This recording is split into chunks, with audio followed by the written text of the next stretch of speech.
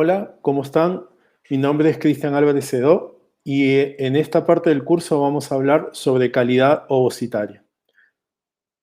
Para hablar sobre calidad ovocitaria, principalmente en la actualidad, tenemos la morfología como la principal característica del ovocito. A lo largo de los años en que ha ido evolucionando la reproducción asistida y los tratamientos de reproducción de alta complejidad, la morfología ha sido la principal herramienta para poder valorar la calidad del óvulo. Es así que muchos de nosotros en los laboratorios la utilizamos con un carácter predictivo para saber si ese óvulo es de buena, regular o mala calidad. Sin embargo, debemos entender de que este óvulo se encuentra hasta el momento del inicio de la aspiración folicular dentro de un microambiente muy especial. Ese microambiente es el folículo.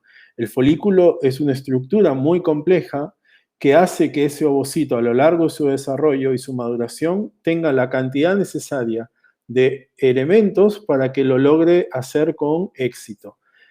Con lo cual, la interacción entre células del cúmulus a través de la zona pelúcida y que llegan así hasta el ovocito y viceversa desde el óvulo hacia las células de la granulosa, hacen que este proceso sea exitoso.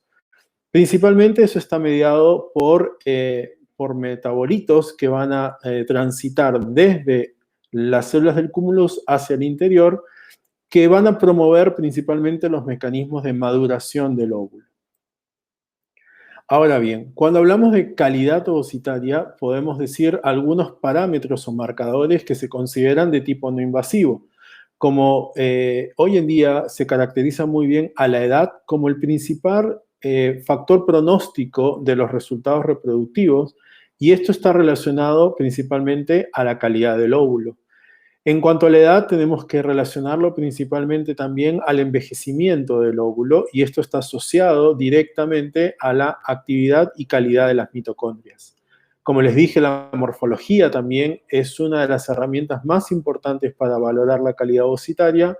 La presencia de microRNAs, que vamos a hablar brevemente a lo largo de esta charla, las mutaciones presentes en algunos genes específicos como BMP15, como genes de la célula pelúcida, o de los microtúbulos del citoesqueleto del óvulo, que son fundamentales para la organización y maduración del óvulo a lo largo de su desarrollo. Así también, la evaluación del fluido folicular y de las células del cúmulus han sido muy importantes al momento de catalogar a la calidad del óvulo de forma no invasiva. Y de forma invasiva, posterior a los tratamientos de reproducción, en nuestra experiencia tenemos una amplia cantidad de óvulos estudiados mediante inmunocitoquímica, producto de una falla de fecundación que nos puede dar información acerca de la calidad de ese óvulo en los tratamientos. Entonces vamos a empezar rápidamente a ver estos aspectos, y como les dije, la edad es un factor muy importante al momento de valorar la calidad del óvulo. Como ustedes saben, a medida que pasan los años, desde el punto de vista de la fertilidad, como lo vemos en la barra azul, la capacidad de que una mujer logre el embarazo se ve cada vez disminuida, y esto principalmente tiene que ver por los mecanismos de envejecimiento del óvulo. Y esto al mismo tiempo genera mayor riesgo a medida que aumenta la edad de la mujer, principalmente riesgos de nacimientos con algunos niños con cromosomopatías o el evento más frecuente en este tipo de pacientes de más de 40, 45 años, que es la alta tasa de aborto. Con lo cual, siempre hay instancias, dependiendo de la edad de la mujer, que son ideales para realizar tratamientos específicos. En mujeres de menos de 35 años, idealmente preservar la fertilidad. En el caso la mujer no desee seguir adelante con su deseo reproductivo, es una muy buena herramienta para llevarla a cabo. Entre los 35 y 40 años, definitivamente hay que compensar los pros y los contras de este riesgo. Por lo tanto, realizar tratamientos de reproducción asistida y que esto pueda generar embarazos, y la adición de estudios genéticos preimplantatorios, por ejemplo, pueden ayudar a disminuir los riesgos de anomalías cromosómicas en los embriones. Sin embargo, en mujeres ya cuando tenemos por encima de los 42, 45 años, la probabilidad de lograr un embarazo es realmente baja y los riesgos de cromosomopatía son muy altos. Por lo tanto, la posibilidad de usar óvulos donados de mujeres jóvenes puede ser una alternativa fundamental para estas pacientes. El envejecimiento que ocurre en el ovario principalmente tiene que ver con la edad, como vemos en esta gráfica. Esto también está asociado a diferentes factores, como por ejemplo genéticos, ya hemos dicho, alteraciones en la función mitocondrial, y esto puede ser producto de un estrés oxidativo y por lo tanto una disfunción mitocondrial, o por alguna mutación específica en alguno de los genes que codifican para las subunidades de la cadena respiratoria. Por lo tanto, pueden generar alteraciones en la función o en la producción de ATP en las células. Así como también se ha visto el aceleramiento en la actividad de la función de la telomerasa, por lo tanto esto hace de que envejezcan más rápido las células. Como dijimos, el microambiente ovárico, si estamos dentro de un ovario con altos niveles de estrés oxidativo, esto va a generar principalmente que haya un burning, es decir, un aceleramiento en la maduración, y eso al mismo tiempo puede generar también alteraciones en el proceso de maduración mismo, por lo tanto, los mecanismos de reparación pueden ser insuficientes, ¿sí? Entonces, teniendo una mujer que puede ser joven, comparado con una mujer añosa, cómo disminuye la carga ovocitaria y por lo tanto folicular, producto de estos mecanismos que hemos mencionado. Sin embargo, hay pacientes o hay mujeres que no necesariamente son añosas, es decir, mujeres entre 20 y 30 años, pero que padecen a la imagen del ovario de la derecha. Y esto significa que el envejecimiento no necesariamente correlaciona con la edad en años. Muchas veces hay patologías ováricas, como hemos dicho, ¿no? Síndromes metabólicos muy severos que pueden generar un comportamiento similar a un ovario envejecido. Si nosotros comparamos un ovocito joven respecto a un ovocito envejecido, por decirlo así, vamos a verlo ya de manera definitiva, ¿sí? Al lado izquierdo, ¿sí? Estamos frente a un óvulo que tiene una composición normal, una zona pelúcida con un engrosamiento normal, la presencia de un corpúsculo polar, los gránulos corticales en color rojo dispuestos de manera normal, la cantidad de mitocondrias en verde adecuada y la producción de ATP en amarillo ideal, y siempre va a haber la producción de especies reactivas del oxígeno en gris, que pueden ser compensadas rápidamente por esta cantidad de agentes antioxidantes que pueden tener el citoplasma ovocitario. Por lo tanto, la composición de una placa metafásica, como vemos al lado izquierdo, de manera normal, el ecuador altamente alineado y correctamente alineado, y los cromosomas dispuestos de manera ecuatorial. Sin embargo, en un ovocito envejecido, las características más importantes son que producto de la exocitosis de los gránulos corticales podemos ver tal vez un engrosamiento de la zona pelúcida, un fraccionamiento también se puede observar de los corpúsculos polares, ¿sí? Y al mismo tiempo una cantidad mitocondrial elevada, pero no necesariamente funcional, como vemos en la cantidad de ATP producida. Y al mismo tiempo vemos un déficit del control de los niveles de especies reactivas del oxígeno, haciendo que ese citoplasma ovocitario carezca de una calidad óptima para poder compensar los mecanismos de oxidación. Todo esto altera las proteínas y los mecanismos moleculares que están relacionados no solamente con la maduración del óvulo, sino también con la correcta alineación de los cromosomas en el uso meiótico, haciendo de que estas alteraciones se vean cada vez más frecuentes justamente en aquellas pacientes con edad reproductiva avanzada. ¿Sí? Entonces, ¿esto qué puede promover? Puede promover una serie y una cantidad de efectos en los resultados reproductivos, ¿sí? Como vemos nosotros, en definitiva, podemos verlo a nivel de detención del desarrollo de los embriones, alteraciones en la implantación, producto de un fallo de implantación, y si éste logra implantar a nivel de la pérdida de la gestación, y si éste logra implantar pero avanzar en el embarazo y nacer, esto puede estar asociado también con un embarazo con una cromosomopatía compatible con la vida, como es la trisomía 18, 13 o 21. Entonces, las aneuploidías son muy importantes al momento de caracterizar el impacto de la edad y la calidad del óvulo, ¿sí? Hoy en día sabemos que en una mujer con edad reproductiva avanzada, en nuestros tratamientos de reproducción asistida, como vemos al lado izquierdo, las alteraciones cromosómicas en nuestros embriones tienen una alta incidencia en la falla de implantación de estos embriones, porque tienen alteraciones cromosómicas severas, ganancias o pérdidas en determinados cromosomas que hacen que estos embriones no implanten. Asimismo, también podemos ver que muchos de nuestros embriones logran implantar y generar un aborto. Cuando una paciente de edad reproductiva avanzada realiza algún tratamiento de elección embrionaria o selección embrionaria por cromosomopatías y transfiriendo un embrión cromosómicamente normal, ya sea el método que nosotros querramos, vamos a lograr tal vez la misma tasa de embarazo evolutivo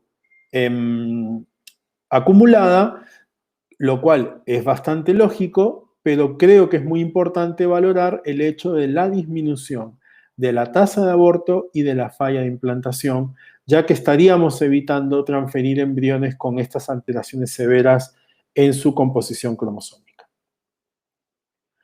Entonces, si nosotros evaluamos un óvulo, ¿no?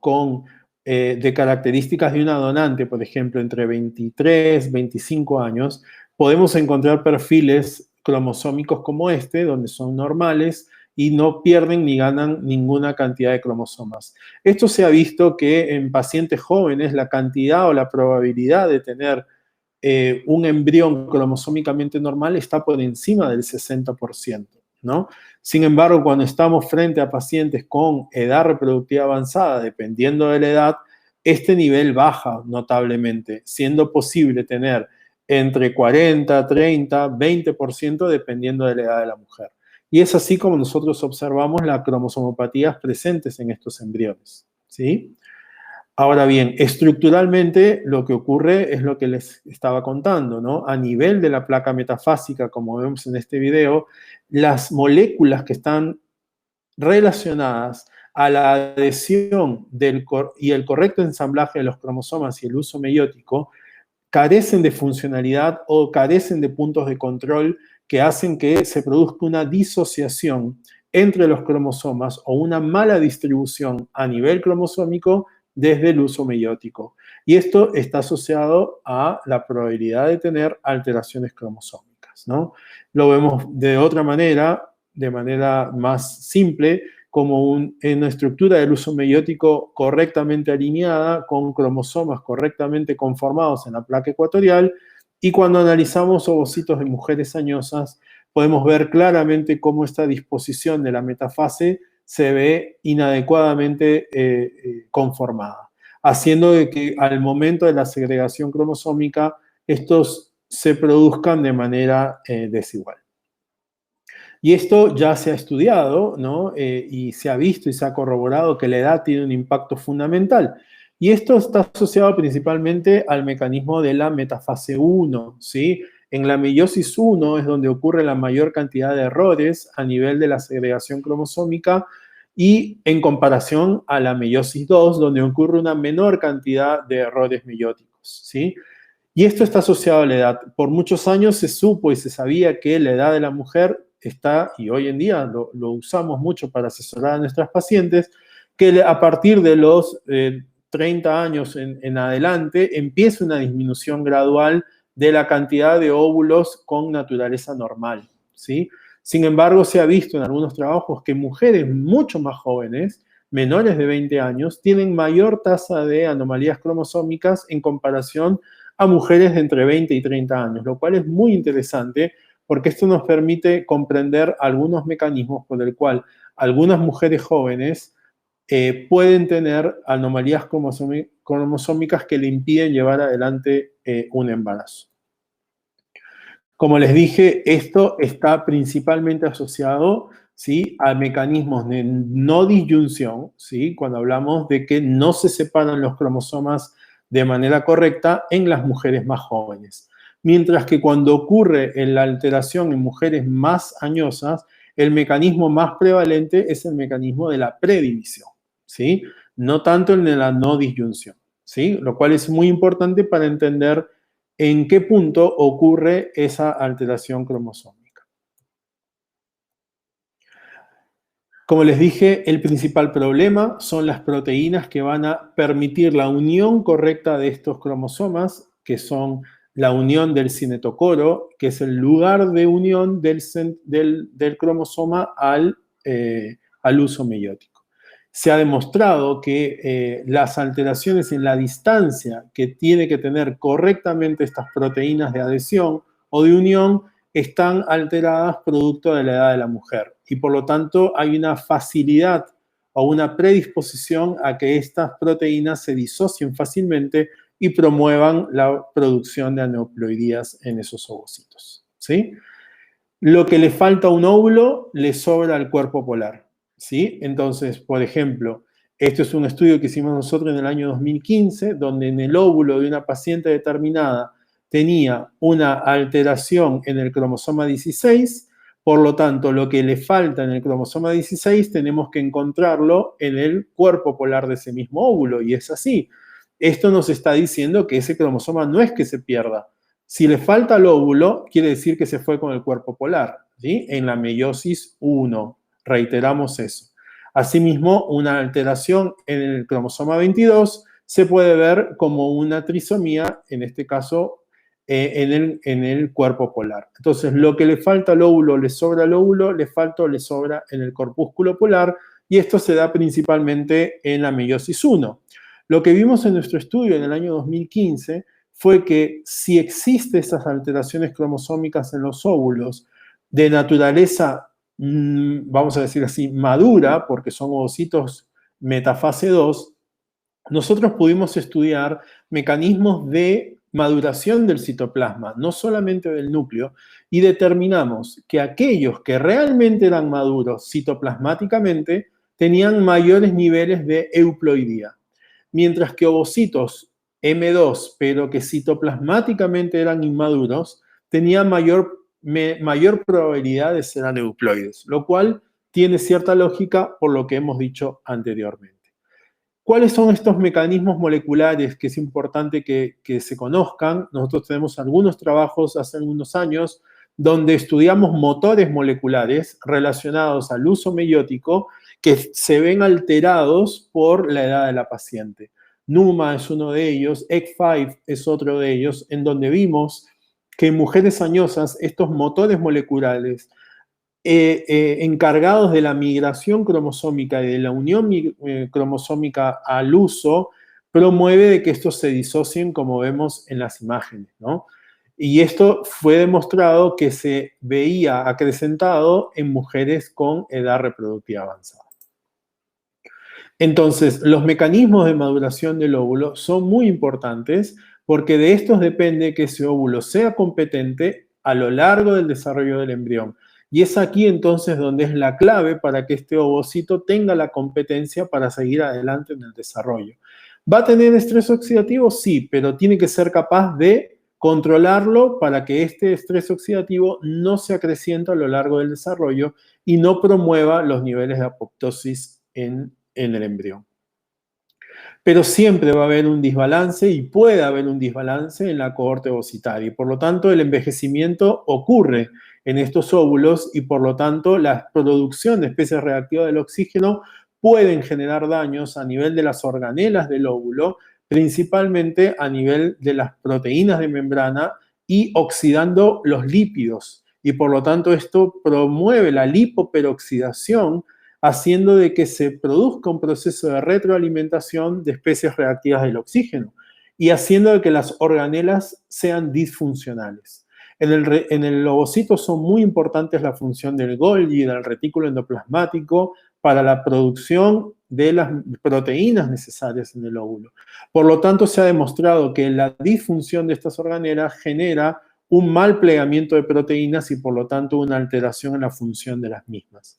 Ahora bien, entonces se piensa, y hay teorías y hay trabajos actuales, que cambiando las mitocondrias dañadas o envejecidas que promueven radicales libres, se podría promover un proceso de rejuvenecimiento ovocitario y por lo tanto favorecer a un correcto funcionamiento del óvulo, ¿no? Ya lo mostró hace algunos años Tilly y compañía, que tal vez promoviendo la integración de mitocondrias jóvenes podríamos mejorar la calidad del óvulo en aquellas pacientes con edad reproductiva avanzada.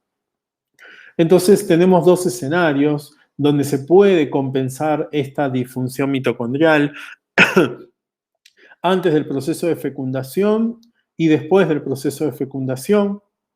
Se ha visto que, perdón, que el reemplazo mitocondrial puede ser muy importante para favorecer que este óvulo tenga una función adecuada y de alguna manera tener un desarrollo embrionario normal.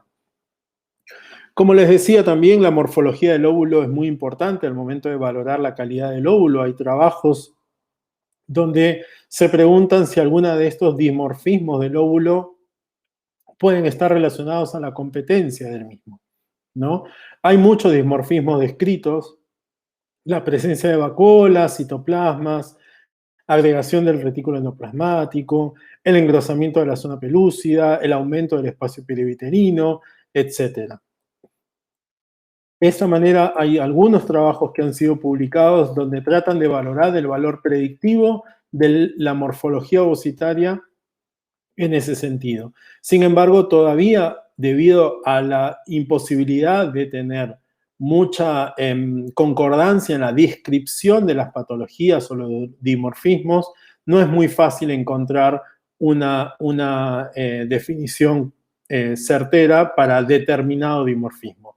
Sin embargo, hay algunos muy clásicos, como es la granulación, por ejemplo, que sí se ha visto que afecta algunos de los mecanismos desde la fecundación hasta el desarrollo embrionario. Este trabajo, por ejemplo, ya algo antiguo, pero muy importante, del grupo de Laura Rienzi, mostró que cuando hablamos de ovocitos metafase 2 con una morfología muy granular, afecta principalmente el proceso de fecundación en la formación normal de los pronúcleos, ¿sí? Y nosotros hemos visto también cómo estos óvulos a lo largo del desarrollo también se afectan en su desarrollo normal. Entonces, si hablamos de la granulación, nosotros por muchos años estudiamos la composición de estos gránulos, tratando de entender qué significaban, y pudimos demostrar que estos gránulos representan, tal cual como lo vemos en la imagen, mecanismos de degradación de proteínas mal plegadas, producto de un mecanismo conocido como el sistema proteasomal, y entonces estos gránulos no son más que la acumulación de proteínas, ubiquitina y proteasomas que van a lograr que estas proteínas mal plegadas sean destruidas y sean de alguna forma recicladas en el citoplasma del óvulo. Y esto genera o está asociado a una situación de estrés del óvulo. Tal es así entonces que propusimos un modelo en el cual estos mecanismos de mal plegamiento proteico producto del estrés ovocitario se va a asociar a un sistema de reducción proteasomal de estas proteínas, haciendo de que estas proteínas se vayan acumulando, formando estos gránulos que ya les comenté. Por otro lado, la posibilidad de estudiar microRNAs también ha sido muy interesante, aunque está todavía en mucho trabajo de experimentación, pero hay modelos mediante microarrays o también mediante secuenciación que estos microRNAs pueden ser estudiados para valorar la calidad del óvulo. ¿De dónde vienen estos microRNAs? Principalmente del tránsito a lo largo del desarrollo folicular, desde las células murales del cúmulus y viceversa, que van a transitar a través de microvesículas hasta llegar al ovocito. Hay trabajos que han tratado de promover algunos microRNAs en fluido folicular principalmente para tratar de caracterizarlos en cuanto a su poder predictivo en los resultados de IVF. Tal es así que hay microRNAs relacionados a una pobre respuesta ovárica, a un pobre desarrollo embrionario y a la probabilidad de lograr un embarazo. Sin embargo, todavía esto está en experimentación y en definición, ya que como vemos son plataformas bastante costosas. La posibilidad de estudiar genes específicos, como les dije al principio, también está relacionado a valorar la calidad ovocitaria. Hoy en día tenemos disponibilidad de muchos paneles para estudiar esta circunstancia. Específicamente hay determinados genes que están relacionados a una alteración ovocitaria compleja, ¿sí? como vemos en este caso, son ovocitos que son incapaces de lograr la maduración, ¿sí? Y si aquellos que logran la maduración y son fecundados tienen la posibilidad de generar embriones de muy mala calidad. Estos genes pueden ser estudiados en familias, como lo vemos en estas tablas, y lo que se ve es una clara dificultad para lograr la concepción, muchos intentos de ICSI o fecundación in vitro y mucha cantidad de óvulos, como vemos en las gráficas. Pero estos óvulos no logran seguir adelante en su maduración y aquellos que logran tienen una cantidad de embriones detenidos muy importante. Cuando se hacen los estudios de pedigree de estas familias, se logran encontrar mutaciones específicas que están relacionadas a esta imposibilidad de lograr la maduración. Así también hay alteraciones en genes relacionadas a la zona pelúcida que asimismo están relacionados a alteraciones en el citoesqueleto del óvulo y que también promueven defectos severos en la fecundación y el desarrollo de los embriones.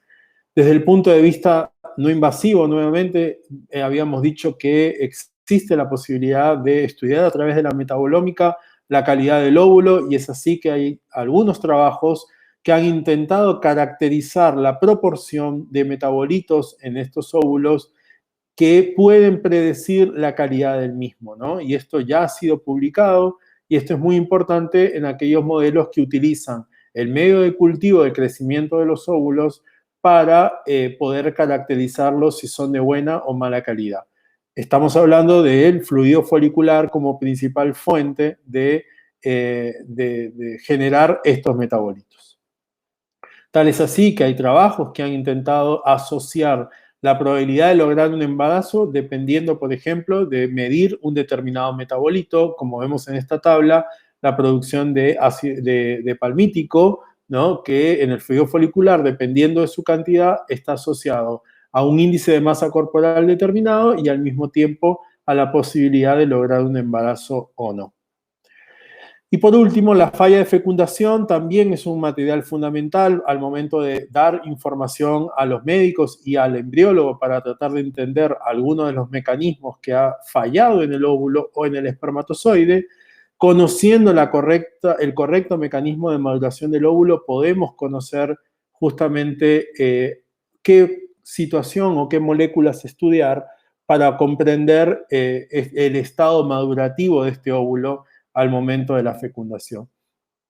Una de esas proteínas la estudiamos mucho tiempo, que es la CDC2, que es una proteína que está relacionada al factor promotor de la metafase o de la mitosis, que promueve que los óvulos, en este caso que las células, empiecen a dividirse.